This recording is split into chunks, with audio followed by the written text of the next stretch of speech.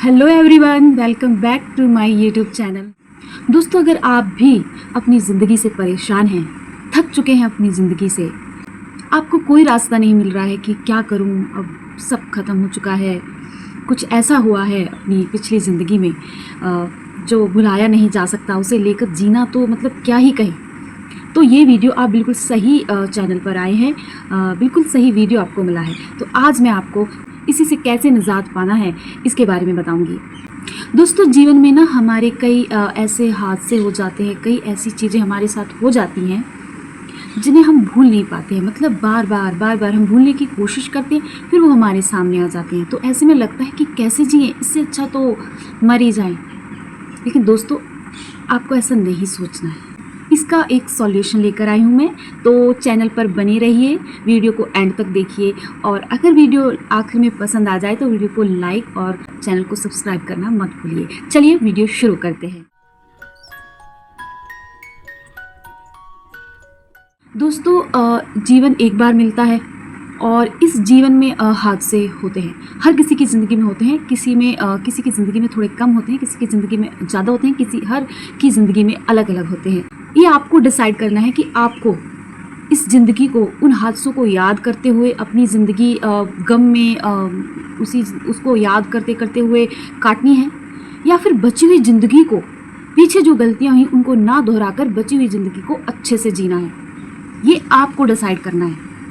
हम क्या करते हैं, पिछले ज़िंदगी में हमारे जो भी हुआ है, जो भी हादसे हुए हैं, उन्हें याद करके अपनी बची कुची आने वाली ज़िंदगी भी ख़राब कर लेते हैं, उन्हें भी ख़राब कर लेते हैं। लेकिन हमें जो आने वाली ज़िंदगी है उसे ख़राब नहीं करना है, उसे अच्छे से जीना, ये हमारे हाथ में है। दोस्तों, हमें जीवन में बड़ी बड़ी खुशियाँ नहीं मिलती हैं, लेकिन छोटी छोटी खुशियाँ हर एक के जीवन में आती हैं। उन खुशियों को बड़ी समझकर उनको जीना है। देखना, आप धीरे धीरे आपकी जीवन थोड़ा आसान बनने लगेगा और एक टाइम आएगा कि आपका पूरा जीवन ही आसान बन जाएगा। दोस्तों, छोटी छोटी परेशानियों को जीवन में अवॉइड करना सीखो और छोटे छोटी खुशियाँ को एंजॉय करना सीखो। यही लाइफ का मोटिव है। ईश्वर ने भी हमें एकदम से दुख नहीं देता है जीवन में। हमारे जो पिछले कर्म होते हैं, पिछले कर्मों का जो हिसाब किताब होता है, वही तो हम इधर करने आए हैं और ईश्वर की भक्ति करने आए हैं। दोस्तों, ईश्वर ना हमें एकदम से सारे दुखों के पहाड़ नहीं दे देता है। धीरे धीरे थोड़ी खुशियाँ, थोड़े दुख, थोड़ी खुशियाँ, थोड़े दुख, ताकि हमारे जीवन का बैलेंस हो सके। अगर एकदम से दुख दे देगा तो हम सह नहीं पाएंगे, और अगर एकदम से अगर हमें खुशियाँ दे देगा तो हम दुखों को तो भूल जाएंगे, ईश्वर को तो याद भी नहीं करेंगे, और किसी को तो हम कुछ समझेंगे ही नहीं।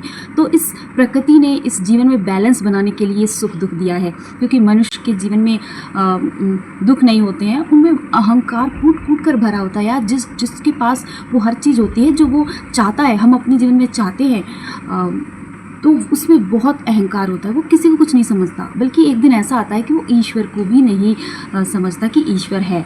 लेकिन ईश्वर है, इसलिए ईश्वर, इस प्रकृति ने एक रूल्स बनाए हैं कि सुख दुख ये जीवन का संगम है। तो ये हमें डिसाइड करना है। मेरा कहने का मतलब है कि हमें डिसाइड करना है, पिछली ज़िंदगी में हमारी जो हुआ उसे लेकर रोते रोते हमें अपना मतलब दिन काटने हैं, या फिर हमें अपनी ज़िंदगी में आगे बढ़ना है। तो आगे बढ़िए, जीवन में पिछली बातों को मत सोचिए, ये आप डिसाइड कर सकते हैं। अपने जीवन के आप खुद मालिक हैं, उसे अपने हिसाब से जिए। जीवन जिस ओर आपको लेके जा रहा है उस हिसाब से नहीं, जीवन अपने हिसाब से जिए, अच्छे कर्म करिए और आप देखना अच्छा फल पाएंगे। लेकिन अगर कुछ लोग सोचते हैं कि नहीं, हम अच्छे कर्म करते हैं फिर भी हमें दुख मिलते हैं। इसका यही रीज़न है कि हमारे पिछले पापों के कर्म खत्म हो रहे हैं, और वैसे भी ईश्वर हमारी मदद करता है।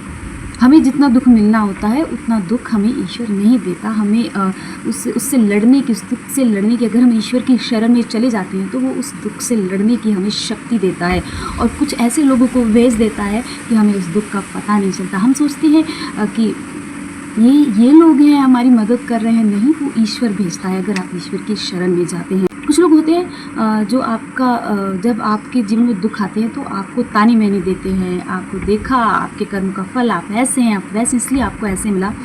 तो वो लोग आपके अपने नहीं हैं। कभी कभी ना हमारे ऊपर बुरा वक्त आना भी ज़रूरी होता है कि अच्छे और बुरे, कौन हमारा अपना है, कौन अपना पराया है, कौन हमारा दुख में साथ देता है, कौन हमारा दुख का संगी है, कौन हमारा सुख का संगी है, इस बात का पता चलता है हमें। और हम कितने मजबूत हैं इस बात का भी पता चलता है।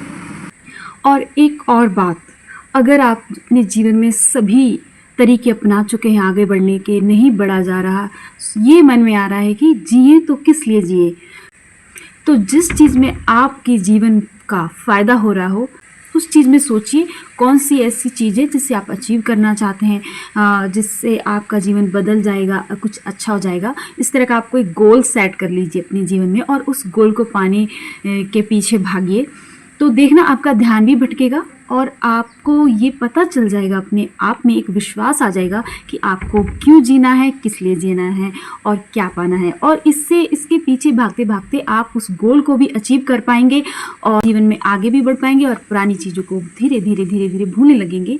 हालांकि कुछ चीज़ें इतनी आसानी से नहीं भूली जाती हैं, लेकिन फिर भी वो धुंधली समय के साथ, वक्त के साथ थोड़ा धुंधली पड़ ही जाती हैं। कुछ जख्म ऐसे होते हैं जो वक्त के साथ ही भरते हैं।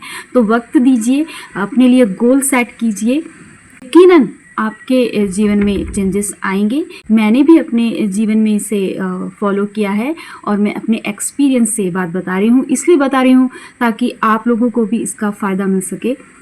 आप मेरे इस रूल को फॉलो कीजिए। अगर आपको कुछ फ़ायदा मिलता है इससे तो प्लीज़ कमेंट करके मुझे बताइएगा। फिर छोटी छोटी खुशियों को समेटना शुरू कीजिए, एंजॉय करना सीखिए और छोटे छोटे दुखों को, छोटी छोटी परेशानियों को अवॉइड करना सीखिए। यही जीवन का गुरु मंत्र है।